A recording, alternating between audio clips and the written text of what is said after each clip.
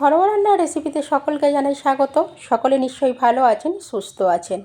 আমি আজকে নিরামিষ ঘুগনির রেসিপি নিয়ে চলে এসেছি। কিভাবে রান্নাটা করি দেখতে থাকুন। তার জন্য আমি প্রথমে মটর কড়াই সারা রাত ভিজিয়ে রেখেছিলাম। সকালে মটর কড়াইটা ভালো করে ধুয়ে পরিষ্কার করে নিয়েছি। দেখুন জলটা বেশ পরিষ্কার, ভালো পরিষ্কার জল দিয়ে দিয়েছি। এবার আমি এটা প্রেসারের মধ্যে দিয়ে দেব। প্রেসারে চাপা দিয়ে আমি এটা দুটো সিটি দিয়ে আমি লো ফ্লেমে 5 মিনিট রেখে দিয়েছিলাম। কড়াইটা ঠিক এই রকম সেদ্ধ হয়েছে। আমি ঢেলে নিয়েছি প্রেসার থেকে, ঠিক এই রকম সেদ্ধ হয়েছে, বেশ ভালো ফুলেছে দেখুন এরকম।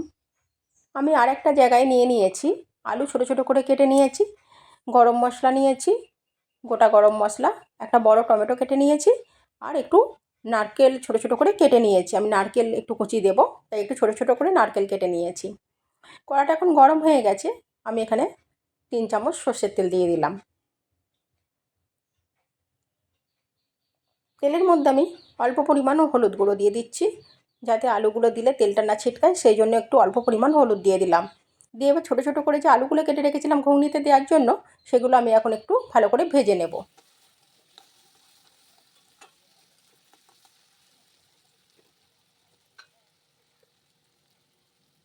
অল্প পরিমাণ লবণ দিয়ে দিলাম একটু, দিয়ে আলুটা একটু লাল লাল করে একটু ভেজে নেব আমি ভালো করে। আলুটা ভাজা হয়ে গেছে, এবার আমি এটা তুলে নিচ্ছি। আলুটা অনেকটা সেদ্ধ হয়ে গেছে। এবার আমি যে নারকেল কুচিগুলো রেখেছিলাম সেগুলো আমি ভালো করে ভেজে নেব।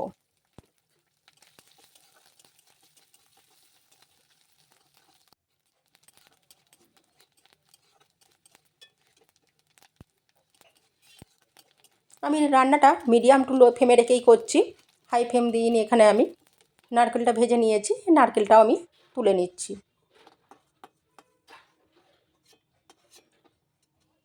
আমি আর এই কড়ার মধ্যে আর তেল দেবো না, আমি অল্প তেলেই রান্নাটা করব। এতে আমি দিয়ে দিলাম গোটা জিরে আর দারচিনি, লবঙ্গ আর এলাচ দিয়ে, আর দিয়ে দিচ্ছি দুটো কাঁচা লঙ্কা চেরা, দিয়ে মশলাটা একটু ভাজা ভাজা করে নিচ্ছি। এখন দিয়ে দিচ্ছি একটা তেজপাতা।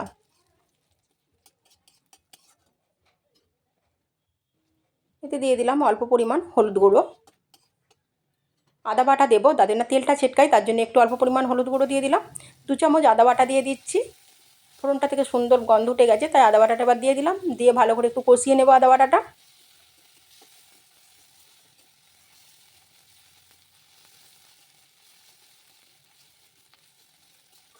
আদা বাটাটা দিয়ে কষানো হয়ে গেছে, এখন আমি টমেটোটা দিয়ে দিচ্ছি। যে একটা টমেটো আমি কেটে রেখেছিলাম সেটাও দিয়ে দিচ্ছি এর মধ্যে। এখন অল্প পরিমাণ লবণ দিয়ে দিচ্ছি, যাতে টমেটোটা তাড়াতাড়ি গলে যায়, সেই জন্য অল্প পরিমাণ একটু লবণ দিয়ে দিলাম। বেশি তেল খাওয়া একদমই শরীরের পক্ষে উচিত না, তাই আমি অল্প তেল দিয়ে রান্নাটা করছি।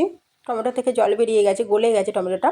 আমি 1 চামচ হলুদ গুঁড়ো দিলাম, 1 চামচ জিরে গুঁড়ো দিলাম, আর 1 চামচ ধনে গুঁড়ো দিয়ে দিচ্ছি। আর দিয়ে দিচ্ছি হাফ চামচ লঙ্কার গুঁড়ো।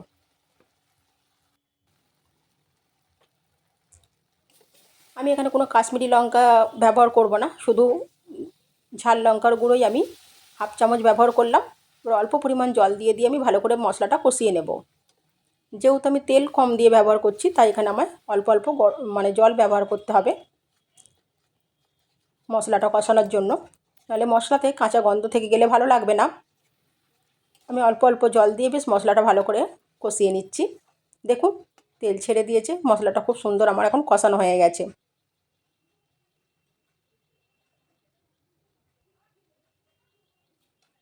অল্প পরিমাণ তেল দিয়েছিলাম, সেই তেলটাই দেখুন সুন্দরভাবে এখন ছেড়ে দিয়েছে জল দিয়ে কষাতে কষাতেই। এবার আমি কড়াইটা যে সেদ্ধ করে রেখেছিলাম সেটা প্রথমে দিয়ে দেব ওই মশলার মধ্যে।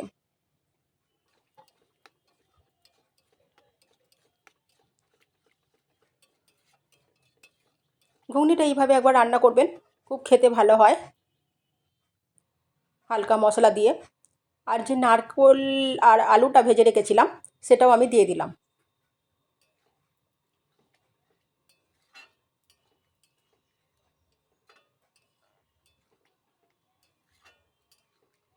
এগুলোও দিয়ে একটু বেশ ভালো করে কষিয়ে নিলাম। এবার আমি একটু গরম জল দিয়ে দিচ্ছি এখন।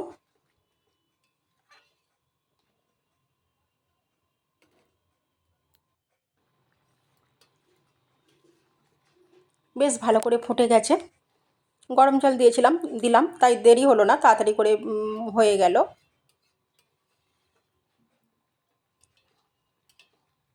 নিরামিষ ঘুগনি এইভাবে রান্না করে খাবেন, একটু নারকেল কুচি দেবেন, খুব সুন্দর হয়। যদি ভালো লাগে প্লিজ একটা সাবস্ক্রাইব করে দেবেন।